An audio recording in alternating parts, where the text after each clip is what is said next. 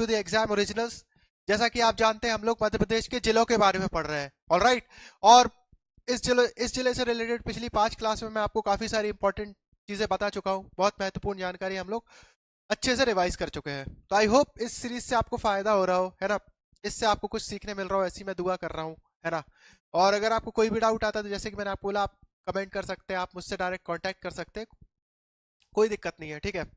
And साथ साथ आप प्रीवियस ईयर के क्वेश्चंस भी सॉल्व करते आना और इसको बार बार रिवाइज करना है इस सीरीज को, ठीक है। यहाँ से क्वेश्चन आने के आंसर्स हमेशा ज्यादा रहते हैं इस टॉपिक से। ये जितने भी जिले हैं वहां से क्वेश्चन आने के चांसेस हैं, ठीक है। तो वही आशा करता हूँ कि आप लोग अच्छे से देख रहे हैं, इसको फॉलो कर रहे हैं इस सीरीज को, और कुछ भी डाउट आता है तो you can ask me, alright. So once again guys, very very welcome, ठीक है। फटाफट 1 सेकंड बच्चों को जुड़ जाने देते हैं और क्लास स्टार्ट करते हैं।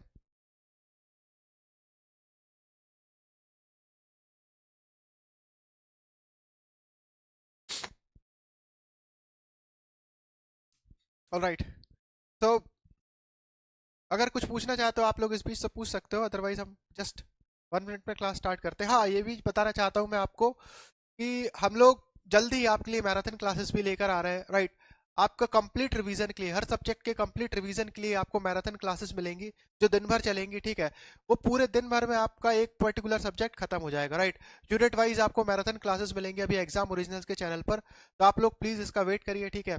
और जब जैसी ये क्लास लाइव होगी, नेक्स्ट वीक से लाइव हो जाएंगी क्लासेस, ठीक है, तो आप लोग उसको अटेंड कीजिएगा और अपनी तैयारी को प्रॉपर रिवीजन के तहत एक क्या बोल सकते हैं, बेटर करिएगा तैयारी को, ठीक है।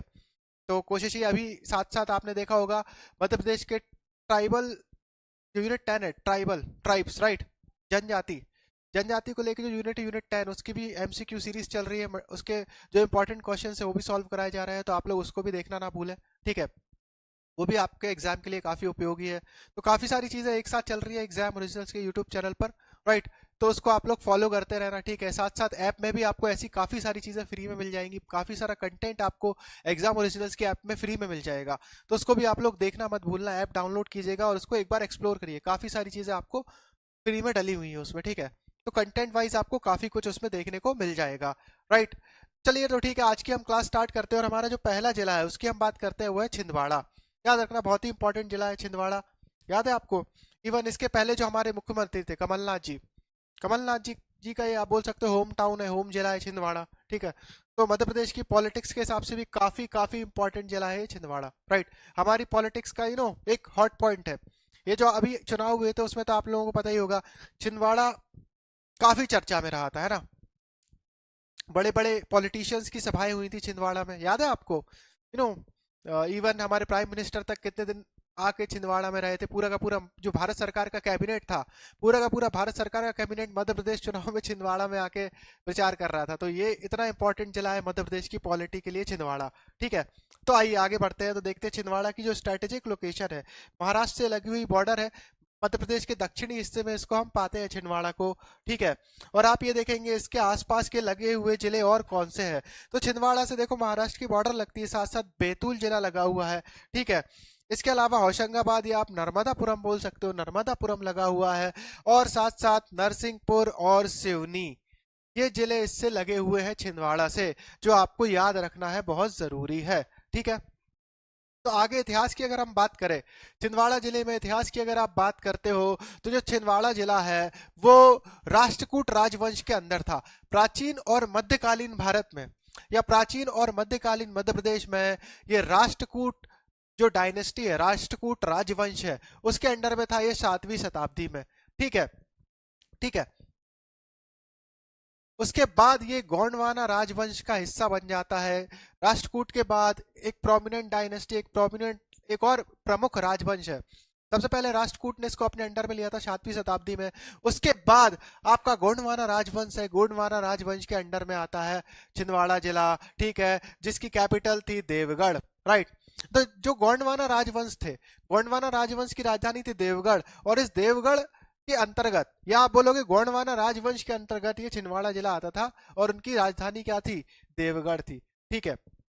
उसके अलावा यहाँ के जो आखिरी शासक थे इस जिले के, राइट, या सबसे शक्तिशाली, आखिरी सबसे शक्तिशाली शासक, सबसे शक्तिशाली शासक जो थे इस जिले के वो भक्त बुलंद थे। ठीक है, इस क्षेत्र के सबसे शक्तिशाली शासक भक्त बुलंद थे। और आप जब मॉडर्न इंडिया की बात करते हो, आधुनिक भारत में जब हम आते हैं, ठीक है, मध्यकालीन भारत में ज्यादा कुछ है नहीं, बट हाँ, जब हम आधुनिक भारत की हम बात करते हैं तो ब्रिटिशर्स ने इस पर कब्जा कर लिया था। ठीक है, तो 1803 में 17 दिसंबर 1803 को 17 दिसंबर 1803 में ईस्ट इंडिया कंपनी ने, ठीक है, रघुजी दो जो यहाँ के राजा थे, इस क्षेत्र के राजा थे रघुजी टू, इनको हराकर इस छिंदवाड़ा राज्य पर अधिकार हासिल कर लिया था और इसे मध्य प्रांत का हिस्सा बना दिया था।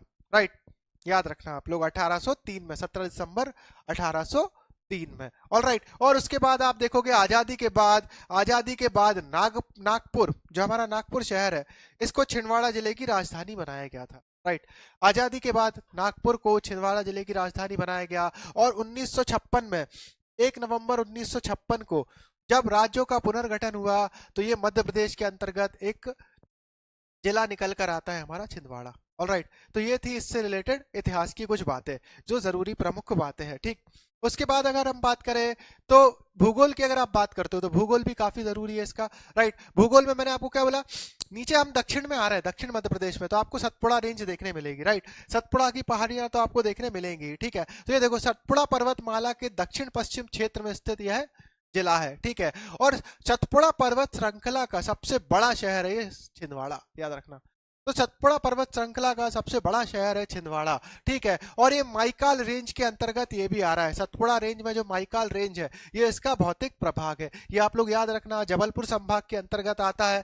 राइट, छिंदवाड़ा जिला ये भी आप लोग याद रखना जबलपुर संभाग के अंतर्गत आता है। और निकटवर्ती जिले जैसे कि मैं आपको बता चुका हूँ, निकटवर्ती जिले कौन कौन से आपने देखा होगा मैप में, बैतूल, सिवनी, नरसिंहपुर और नर्मदापुरम। राइट, होशंगाबाद या नर्मदापुरम, तो नरसिंहपुर, नर्मदापुरम, सिवनी और बैतूल। राइट, ये इसके निकटवर्ती जिले हैं। और जो बॉर्डर है वो महाराष्ट्र और छत्तीसगढ़ को टच करती है छिंदवाड़ा की, ये आप लोग याद रखना। ऑल राइट, इंपॉर्टेंट है। इसके अलावा जो प्रमुख भाषा इस क्षेत्र में बोली जाती है, राइट, जो प्रमुख भाषा छिंदवाड़ा में बोली जाती है वो हिंदी, गोंडी और मराठी है, ये याद रखना आप लोग। हिंदी, गोंडी और मराठी भाषा का उपयोग होता है यहाँ पर। नदियां कौन कौन सी प्रमुख नदियां हैं यहाँ पर, तो प्रमुख नदियों की अगर आप बात करोगे तो कान्हा, ठीक है, और पेंच, ये दो प्रमुख नदियां हैं यहाँ की, कान्हा, पेंच। इसके अलावा जाम, जाम, कुलबहरा, जाम, कुलबहरा, शकर और दूधी। राइट, ये आप लोगों को शकर, दूध, है ना, मीठी मीठी नदियां लग रही होंगी सुनने में। राइट, तो दूधी, शकर, छोटी छोटी नदियां हैं, दूधी, शकर, कुलबहरा, जाम। ठीक है, ये छोटी छोटी नदियां हैं। इसके अलावा पेंच और कन्हान, सॉरी कान्हा बोलो, कन्हान नदियां यहाँ पर बहती हैं। राइट, तो कन्हान, पेंच, जाम, कुलबहरा, शकर और दूधी नदियां यहाँ से बहती हैं। ऑल राइट, देन इसके बाद अगर आप देखोगे जलप्रपात, जलप्रपात की अगर आप बात करते हो तो कन्हान नदी पर लीलाही, कन्हान नदी पर लीलाही जलप्रपात और कुकड़ी खापा जलप्रपात है। राइट, ये याद रखना, कुकड़ी खापा जलप्रपात और लीलाही जलप्रपात। राइट, लीलाही जलप्रपात, लीलाही जलप्रपात और कुकड़ी खापा जलप्रपात कन्हान नदी पर, दो इंपॉर्टेंट नदी, कन्हान और पेंच, याद रखना आप लोग। ठीक है, इसके अलावा याद रखना आप यहाँ पर जनजातियों की संख्या काफी ज्यादा है और भील जनजाति के लिए छिंदवाड़ा फेमस है हमारा। राइट, भील जनजाति जो छिंदवाड़ा के पातालकोट में रहती है। राइट, पातालकोट में भील जनजाति रहती है और भील जनजाति के लिए ही फेमस है छिंदवाड़ा जिला। राइट, काफी अधिक मात्रा में भील जनजाति यहाँ पर वास करती है और पातालकोट जो प्रमुख एरिया है जहाँ पर ये पाई जाती है। ठीक है, इसके अलावा कोरकू भी यहाँ रहते हैं। ठीक है, ये भी बहुत इंपॉर्टेंट है, कोरकू जनजाति भी यहाँ पर पाई जाती है। ऑल राइट, यहाँ पर रहती है। राइट, इनका वास है, पाई जाती कहना ठीक है, रहती है ये बोल सकते हैं, they resides here, Korkus resides here. All right, इस तरीके से बोलना ज्यादा सही रहेगा। Right, so two prominent tribes are found in Chhindwara region, right, और Chhindwara district. Number 1 is Bhil and number 2 is Korku. Right, so Bhil as well as Korku. अगर आप मिनरल्स, खनिज की बात करते हो तो खनिज पदार्थों की अगर आप बात करते हो तो खनिज में हमारे पास 2-3 इंपॉर्टेंट खनिज यहाँ पर पाए जाते हैं। इसमें सबसे इंपॉर्टेंट तो तांबा है आपका। राइट, तांबा आपको अधिक मात्रा में मिलता है छिंदवाड़ा में, तांबा आप लोग याद रखना बहुत जरूरी है। इसके अलावा मैंगनीज और कोयला भी मिलता है, तो तांबा बहुत जरूरी है। राइट, कॉपर याद रखना, इसके अलावा मैंगनीज और कोयला भी यहाँ पर मिनरल्स पाए जाते हैं, खनिज, ठीक है। और पर्यटन और संस्कृति की अगर हम बात करेंगे तो जो देवगढ़ किला है, बहुत जरूरी, बहुत इंपॉर्टेंट किला है देवगढ़, गौड़ राजवंश के राजा जाटव द्वारा बनाया गया एक किला है देवगढ़ किला। ऑलराइट, तो ये आप लोग याद रखना, देवगढ़ किला गौड़ राजवंश के राजा जाटव द्वारा बनाया गया है। इसके अलावा पातालकोट एक बहुत सुंदर जगह है छिंदवाड़ा में, राइट। पातालकोट प्राकृतिक सौंदर्य, संस्कृति और जड़ी बूटियों के कारण काफी फेमस है, राइट। तो पातालकोट एक बहुत फेमस जगह, देखने लायक जगह है यहाँ पर, ठीक है। इसके अलावा तामिया पहाड़ियां भी हैं छिंदवाड़ा में, राइट।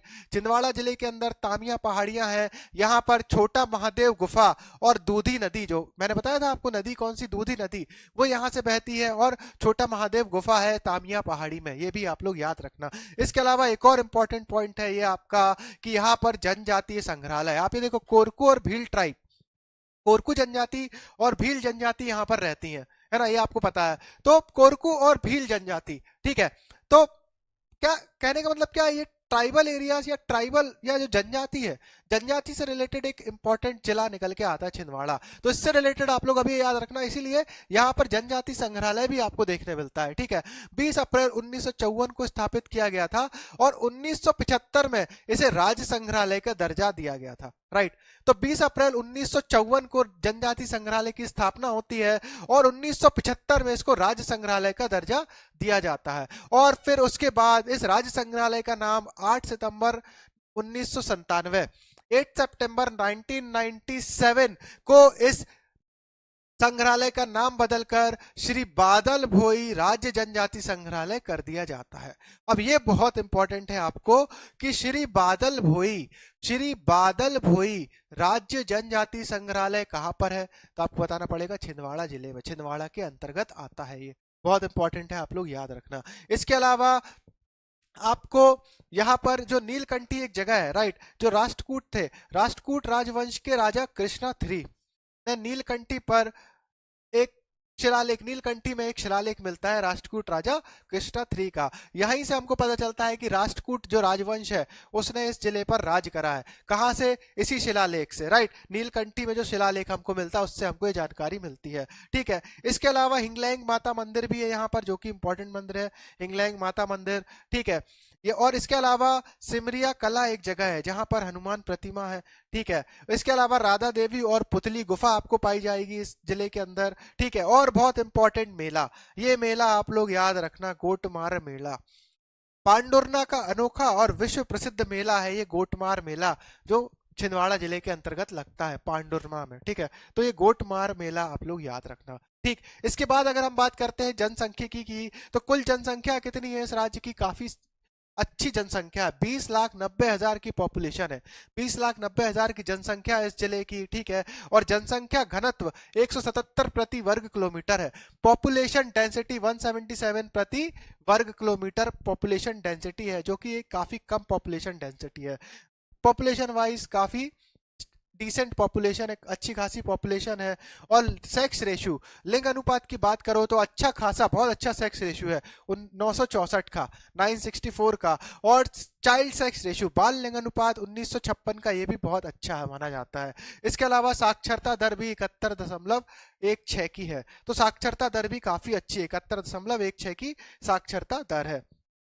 ऑलराइट, तो आप लोग ये याद रखना, ठीक। इसके अलावा कुछ इंपॉर्टेंट पॉइंट है जो आप लोगों को याद रखने हैं। सबसे इंपॉर्टेंट इसमें ये है, जो छिंदवाड़ा जिला है, ठीक है, छिंदवाड़ा जिला क्षेत्रफल के मामले में प्रथम स्थान पर है, राइट। तो मध्य प्रदेश में सबसे बड़ा क्षेत्रफल अगर किसी जिले का है तो वो छिंदवाड़ा जिला है, राइट। उसका राज्य के क्षेत्रफल का 3.85% हिस्सा, राज्य के क्षेत्रफल का 3.85% जो एरिया है वो छिंदवाड़ा जिले के अंतर्गत आता है, ये आपको याद रखना है। और छिंदवाड़ा को भारत के मकई शहर के रूप में भी जाना जाता है, याद रखना आप लोग, ठीक है।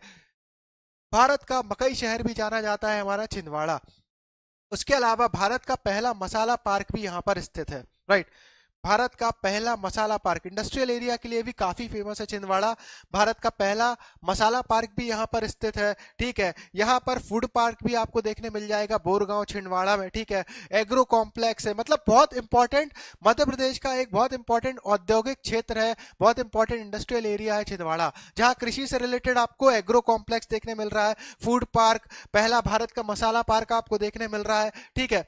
इसके साथ साथ आप ये देखोगे हिंदुस्तान यूनिलीवर और रेमंड, ये देखो हिंदुस्तान यूनिलीवर और रेमंड कंपनियों की एक यूनिट भी यहाँ पर है, राइट। तो मैंने बोला बहुत इंपॉर्टेंट इंडस्ट्रियल एरिया है। इसके अलावा आपको राज्य का मानव विकास संस्थान भी यहाँ पर स्थित है, याद रखना। तो राज्य का मानव विकास संस्थान भी यहाँ पर स्थित है। तो ये होगा छिंदवाड़ा के बारे में हमारी बात है, ठीक है।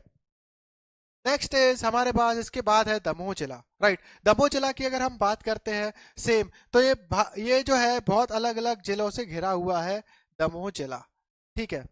दमोह जिला आप ये पाओगे कि मध्य प्रदेश के जो मध्य बिल्कुल एकदम बीच में, आप पूर्वी तरफ स्थित आपको ये मिलेगा, मध्य प्रदेश के मध्य पूर्व में ये जिला मिल जाता है दमोह देखने, ठीक है।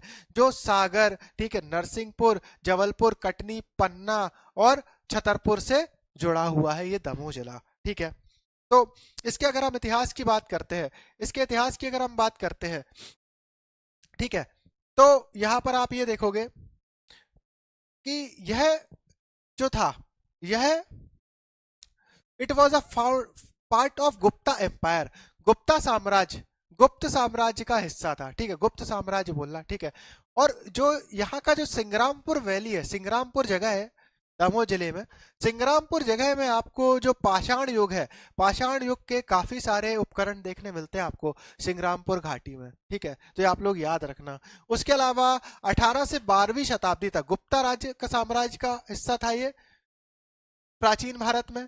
उसके अलावा थोड़ा और आगे आते हो आप मध्यकालीन भारत में, प्राचीन और मध्यकालीन भारत में 18 से 12वीं शताब्दी तक यहाँ कलचुरी वंश के शासन राज्य करते थे, राइट। कलचुरी वंश के शासन छेदी साम्राज्य का हिस्सा थे, ठीक है। तो from 8th to 12th century is a part of Chedi empire ruled by Kalachuri dynasty, ठीक है। इसके अलावा जो संग्राम शाह थे, संग्राम शाह ने इस रीजन पर अपना कब्जा कर लिया था, राइट। तो गोंड वंश के संग्राम शाह ने इस क्षेत्र पर कब्जा कर लिया था इसके बाद, ठीक है। और जो सिंग्रामपुर में बहुत इंपॉर्टेंट पॉइंट है, याद रखना आप लोग, रानी दुर्गावती, राइट। रानी दुर्गावती मुगल से लड़ते हुए यहाँ पर शहीद हो गई थी, राइट। तो सिंग्रामपुर में ही जो हमारी रानी दुर्गावती हैं, राइट, रानी दुर्गावती को जो शहादत प्राप्त हुई थी, रानी दुर्गावती को शहादत जो प्राप्त हुई थी मुगलों से लड़ते हुए, यहाँ पर वो शहीद हो गई थी। तो जो Rani Durgavati attend martyrdom, right, Rani Durgavati attend martyrdom in Singrampur under Damoh district, right, against the fight against her fight against Mughal empire, right. इसके बाद क्या होता है, इसके बाद ये जो जिला है दमोह जिला, it became the part of Mughal सुबह, राइट। मुगल सल्तनत के एक सुबह बन के निकल कर आता है, राइट। मुगल सल्तनत के अंदर स्टेट को हम लोग सुबह बोलते थे, तो मुगल सल्तनत की एक सुबह निकल कर आता है अकबर के टाइम पर, क्या, दमोह जिला। इसके बाद, ठीक है, उसके बाद आप मॉडर्न इंडिया, आधुनिक भारत की अगर आप बात करोगे, आधुनिक भारत में मराठाओं ने 1732 में इस क्षेत्र पर अधिकार कर लिया था, राइट। तो 1732 में ये एरिया मराठास के अंडर में आ गया था, ऑल राइट, मराठास के अंडर में 1732 में एरिया आ गया था। और उसके बाद 1861 में, ये इंपॉर्टेंट डेट है, 1861 में पहली बार दमोह एक अलग से जिला निकल कर आया था, ऑल राइट। तो 1861 में पहली बार दमोह एक अलग से एक जिला निकल कर आता है 1861 में, ठीक है। और उसके बाद आप ये देखोगे 1923 में, राइट, दमोह के एक फेमस सेठ थे, सेठ गोविंद दास, राइट। सेठ गोविंद दास को 1923 में दमोह जेल में डाल दिया गया था, ऑल राइट, राइट। तो ये सेठ गोविंद दास का आप लोग याद रखना नाम, दमोह जिले से रिलेटेड है सेठ गोविंद दास का नाम। और उसके बाद 1956 में जब भारत का राज्यों का पुनर्गठन होता है, तो एक अलग से जिला निकल कर आता है मध्य प्रदेश के अंतर्गत, ठीक है। और स्वतंत्रता के बाद से 1956 तक यह मध्य प्रांत का हिस्सा था, ठीक। इसके बाद अगर आप पर्यटन और संस्कृति, टूरिज्म और कल्चर की अगर आप बात करते हो, तो बहुत इंपॉर्टेंट है यहाँ पर नोहलेश्वर मंदिर, राइट। नोहलेश्वर मंदिर बहुत इंपॉर्टेंट है नोहाटा का, ये नोहलेश्वर मंदिर, शिव को महादेव और नोहलेश्वर के नाम से जाना जाता है, और शिव को नोहलेश्वर के रूप में पूजा जाता है नोहलेश्वर मंदिर में, ठीक है। इसे कालचुरी राजा द्वारा बनाया गया था 1950 से 1000 एडी के आसपास इसको बनवाया गया था। तो कलचुरी द्वारा बनाया गया नोहलेश्वर मंदिर बहुत फेमस मंदिर है यहाँ का। ठीक है। इसके अलावा सिंगौरगढ़ का किला, राइट, गढ़ का किला भी यहाँ पर फेमस है। इसके अलावा यहाँ पर रानी दुर्गावती अभ्यारण्य है जो आपको याद रखना है, ये भी दमोह जिले के अंतर्गत आता है, रानी दुर्गावती सेंचुरी। ठीक है। इसके अलावा सद्भावना शिखर, राइट, सद्भावना शिखर क्या है? सद्भावना शिखर जो विंध्याचल पर्वत है, विंध्याचल पर्वत श्रृंखला का सबसे उच्चतम बिंदु है Sadbhavna Shikhar, highest point of Vindhyachal mountain range, Sadbhavna Shikhar, ये आप लोग याद रखना। ठीक है। तो सद्भावना शिखर भी इसी जिले के अंतर्गत आती है। और बांदकपुर में भगवान शिव की प्रसिद्ध मंदिर है, भगवान शिव का प्रसिद्ध मंदिर है बांदकपुर में, राइट। और जटाशंकर महादेव मंदिर भी आपको दमोह जिले के अंदर देखने मिलता है। और बहुत इंपॉर्टेंट, राइट, अगर आप संस्कृति की बात करोगे, पर्यटन की, तो कुंडलपुर पूरे भारत में फेमस है, जो दमोह जिले के अंतर्गत आता है जगह कुंडलपुर। यहाँ पर जैन धर्म का एक तीर्थ क्षेत्र है, राइट, जैन धर्म का एक बहुत महत्वपूर्ण तीर्थ क्षेत्र है कुंडलपुर, जिसके कारण ये दमोह जिला पूरे भारत में फेमस है। तो कुंडलपुर भी आप लोग याद रखना दमोह जिले के अंतर्गत आता है, आदिनाथ भगवान का मंदिर है यहाँ पर। ठीक है। इसके अलावा जो बटियागढ़ किला है, यहाँ के जो बटियागढ़ किला है, याद रखना आप लोग, जो बटियागढ़ किला है, यहाँ के शिलालेखों में खिलजी और तुगलक के सुल्तानों का उल्लेख है, राइट। तो ऐसा कौन सा किला है जहाँ के शिलालेख में खिलजी और तुगलक के सुल्तानों का उल्लेख देखने मिल जाता है? तो बटियागढ़ का किला है, राइट, बटियागढ़ का किला है, ये आप लोग याद रखना, राइट। उसके बाद भूगोल की बात करो तो भौतिक विभाजन में ये part of Rewa Panna plateau, याद रखना, फिजिकल डिवीजन में रीवा पन्ना पठार का हिस्सा है, भौतिक विभाजन इसका रीवा पन्ना पठार का हिस्सा है, सागर संभाग के अंतर्गत आता है, राइट। निकटवर्ती जिला हम लोग देख चुके हैं, निकटवर्ती जिला कौन कौन से थे? छतरपुर, नरसिंहपुर, जबलपुर, पन्ना, कटनी, सागर, याद रखना। आसपास सब एक बार आप मैप देखोगे याद हो जाएगा कि हाँ भाई छतरपुर इस तरफ लगा हुआ है, ठीक है, नरसिंहपुर नीचे हो गया, जबलपुर, पन्ना, जबलपुर बाजू में है, पन्ना साइड में हो गया, कटनी, सागर, ठीक है। तो इन जिलों से लगा हुआ है ये, ठीक है। सोनार और बैरम नदी यहाँ से निकलती है, याद रखना, इंपॉर्टेंट नदी कौन सी है? सोनार और बैरमा नदी, ठीक है। इसके अलावा यहाँ पर निदान कुंड है, ठीक है, जो झरना है वो निदान कुंडों के नाम से फेमस है, इतना कुछ याद रखने की जरूरत है नहीं पर इसमें, ठीक है। उससे जरूरी चीज आ जाती है यहाँ का जनसंख्यिकी, या आप बोलो डेमोग्राफी। डेमोग्राफी की अगर हम बात करते हैं तो कुल जनसंख्या 12,64,000 है इस जिले की, ठीक है। और 173 प्रति वर्ग किलोमीटर की पॉपुलेशन डेंसिटी है, जनसंख्या घनत्व 173, ठीक है। और लिंग अनुपात 910 का है और बाल लिंग अनुपात 928 का है, काफी कम है लिंग अनुपात भी और बाल लिंग अनुपात भी। और कुल साक्षरता भी काफी कम है, 59.73%, 69.73% है। तो ये होगी यहाँ की डेमोग्राफी, ऑलराइट। तो जनसंख्या ठीक ठाक है, ठीक है। उसके बाद कुछ इंपॉर्टेंट पॉइंट है जो आप लोगों को याद रखने हैं, लास्ट पॉइंट है यही, इसमें इंपॉर्टेंट ज्यादा कुछ है नहीं, कि दमोह को पीतल नगरी के नाम से भी बोलते हैं, ब्रास सिटी, राइट, क्योंकि यहाँ पर ब्रास के आइटम्स बनाए जाते हैं, ये आप लोग याद रखना कि दमोह को पीतल की वस्तुओं के निर्माण के कारण मध्य प्रदेश में पीतल नगरी के नाम से जाना जाता है, राइट, पीतल नगरी, ठीक है, ये याद रखना आप लोग, ठीक है। तो ये एक इंपॉर्टेंट पॉइंट है। इसके अलावा जैनों के एक फेमस संत थे, राइट, जैनों के एक काफी फेमस संत थे, राइट, जिनकी अब समाधि हो चुकी है, वो है तरुण सागर जी, उनकी जन्मस्थली है दमोह, ठीक है। तो इसी जिले में इनका जन्म हुआ था तरुण सागर जी का, ठीक है। तो ये आप लोग याद रखना। इसके अलावा अमनपुरा औद्योगिक क्षेत्र दमोह में स्थित है, राइट। तो आपसे क्वेश्चन पूछा जा सकता है अमनपुरा औद्योगिक क्षेत्र कहाँ पर है? तो अमनपुरा औद्योगिक क्षेत्र दमोह में स्थित है, राइट। सो ये हो गया दमोह से रिलेटेड कुछ इंपॉर्टेंट पॉइंट्स, ऑलराइट। तो आज की क्लास में बस इतना ही, हमने 2 जिले छिंदवाड़ा और दमोह को कवर करा अपनी क्लास में, ठीक है, फटाफट रिवाइज करा हमने। इससे रिलेटेड आपको कोई डाउट आता है तो आप लोग मुझे इस नंबर पर कॉल कर सकते हो, मैसेज कर सकते हो, ठीक है, पूछ सकते हो। इसके अलावा अगर आपको और भी इस तरीके के फ्री वीडियोस, लेक्चर्स और फ्री कंटेंट चाहिए तो आप लोग एग्जाम ओरिजिनल्स की ऐप डाउनलोड कर वहां पर इन चीजों को प्रॉपर तरीके से पढ़ सकते हो, ठीक है। तो आई होप आपको आपकी आज की क्लास समझ आई हो। कोई डाउट हो तो you can ask me, and once again, thank you for attending the class. I'll see you in the next class.